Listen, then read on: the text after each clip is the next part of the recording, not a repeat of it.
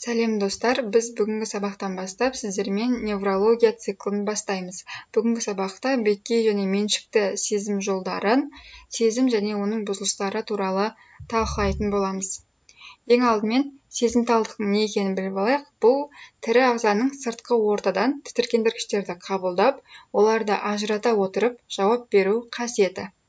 Осы сезімталдықты жүзеге асыратын заттар бізде анализаторлар деп аталады.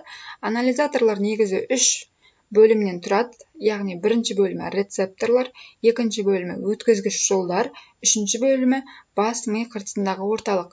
Рецепторлардың атқаратын қызметі тітіркендіргіштерді қабылдап, жүйкелік қозуға айналдырады. Ал өткізгіш жолдар қозуды қабылдап, бас миына өткізеді. Ал бас миындағы орталық қабылданған тітіркендіргіштерді талдап, оларға анализ жасайтын болады. Сезімталдықтың өзін жалпы және арнайы деп екі топқа бөліп қарастырамыз. Арнайы сезімталдыққа көру, есту, иіс сезу және дәм сезу рецепторлары жатады. Ал жалпы сезімталдықтың өзін қарапайым және күрделі деп екі топқа бөліп қарастырамыз. Қарапайым бұл экстрарецепторлар, пропрорецепторлар және интрарецепторларды жатқызамыз. Экстрарецепторлар дегеніміз бұл бетке, яғни ауырсынуды, температураны немесе жанасуды сезеді. Ал пропрорецептивтер бұл терең, яғни буындағы, бұлшықеттегі ауырсынулар, қысым, салмақ сияқты сезімдерді сезеді. Ал интрорецепторлар бұл ішкі ағзадағы, яғни қан тамырлар арқылы келетін импульстар сезеді. Яғни оларға хеморецепторлар, барорецепторлар жатқызуға болады. Жаңа анализаторлар 3 бөліктен тұрады деп айттым, яғни соның ең бірінші бөлігі рецепторлар. Рецепторлар негізінен ең үлкен екі топқа бөлінеді. Олар энтерорецепторлар және экстрарецепторлар. Энтеро бір тітіркенуді ішкі ортадан қабылдайды, ал экстра тітіркенуді сыртқы ортадан қабылдайды. Одан бөлек рецепторлардың бірнеше түрлері бар. Мына жерде көріп тұрғандарыңыздай, ерікті нерв жалғаулары, яғни олар ауырсынуды сезеді. Мейснер жалғаулары, олар жанасу арқылы рецепторларды сезеді. Краузе бар, олар суықты сезеді, және руффини денешіктері бар, олар жылуды сезетін болады. Және анализатордың екінші бөлігі бұл өткізгіш бөлігі. Өткізгіш бөлігінің өзі А талшықтан, Б талшықтан және С талшықтан тұрады. Енді олардың қызметіне тоқталайын. А талшық бұл миелиннің қалың қабатымен қапталған болады, және ол терең және жанасу арқылы импульстарды секундына 50 метр бөлінген секунд жылдамдықпен сезіп отырады. Ал Б талшығы дегеніміз бұл жұқа миелин қабатымен қапталған болады, және ол тұрақты ауырсынуды, ыстықты немесе суықты қабылдайтын импульстарды секундына 10-14 метр бөлінген секунд жылдамдықпен сезеді. Ал С талшықтарымыз бұл миелинсізденген жұқа қабаттан тұрады, және олар тұрақсыз ауырсынуды өте жай өткізетін қабат. Бұлар сезімталдықты 0,7-1,3 метр бөлінген секунд жылдамдықпен сезіп отырады. Теріде ауырсыну пайда болып, тітіркендіргіш әсер еткен кезде оларды рецепторлар қабылдайды, және оны нерв талшықтардың бойымен миға жеткізіп отырады. Яғни импульстар миға, ми қыртысына жеткен кезде сезім пайда болады. Ауырсыну болды, ыстық болды, суық болды деген сияқты. Біз сол кезде ғана сезіне аламыз. Мұны негізі түйсік деп атайды. Миға импульстердің баруының беткей және терең жолдары бар. Енді осы кездегі беткей сезімталдықтың өткізгіш жолына тоқталайық. Біз сыртқы ортадан тітіркендіргіштерді сеземіз, және ол омыртқа аралық түйінге келеді. Мінекей омыртқа аралық түйін. Бұл жерде бірінші нейрон орналасады. Нейронның аксон және дендрит деген екі бөлігі болады. Дендрит қысқа бөлігі, ал аксон ұзын бөлігі.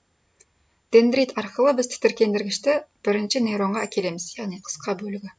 Ал аксон арқылы ол миға қарай өтетін болады. Бірінші нейроннан кейін ол екінші нейронға бару керек. Ал екінші нейронымыз жұлынның сұр затында орналасады. Бірінші нейрондағы аксон жұлынның артқы бөлігі арқылы сұр затына кіреді. Бұл жерде екінші нейрон орналасты. Енді ол қарама-қарсы бағытқа өтеді. Яғни бұл кезде төмендегі спайкадан 2-3 сегмент жоғары қиылыс жасап, ол тік бағытта сопақша миға барады. сопақша мидан көпірге, одан ортаңғы миға және ең соңында талямусқа жетеді. Талямустан ары қарай ол ішкі капсуланың артқы аяғының 1/3 бөлігінен өтіп, гирус постцентралиске барады. Ал енді терең сезімталдықтың өткізгіш жолына келейік.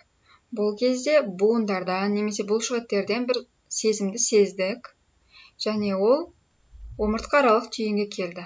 Бұл жерде бірінші нейрон орналасқан, омыртқа аралық түйінге келді.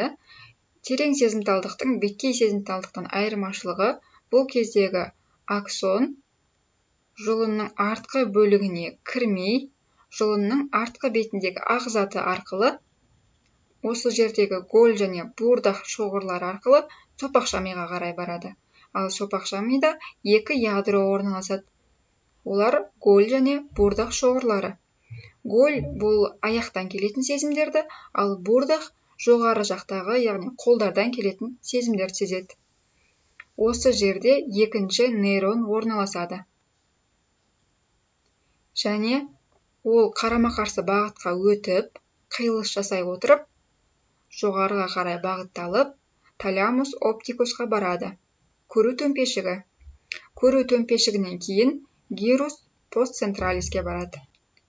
Гирус постцентралис барлық сезімталдықтарды қабылдайды, және ол импульстарды гирус прецентралиске береді. Ал прецентралис бұл қозғалғыштық қызмет атқарады. Яғни ол жауап ретінде қозғалғыштық тіректік қызмет береді. Және айта кететін бір жайт, егер дененің сол жақ бөлігіне импульс келетін болса, онда ол мидың оң жақ қыртысында өңделіп отырады. Ал егер адамға оң жақ бөлігінен импульс келетін болса, онда ол мидың сол жақ қыртысында өңделіп отырады. Мысалы, естіген боларсыздар, инсульт алып, сол жақ бөлігі толығымен жұмыс жасамай жатыр деп. Яғни ол кезде мидың оң жақ қыртысында зақымдану болған.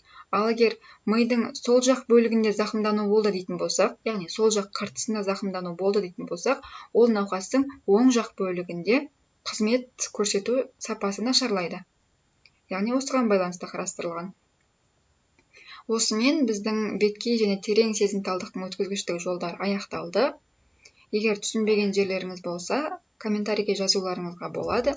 Сіздермен бірге болған Гүлбану Ғаниқызы. Келесі видеода кездескенше, егер видео ұнаса, каналға тіркеліп, лайк басып кетіңіздер.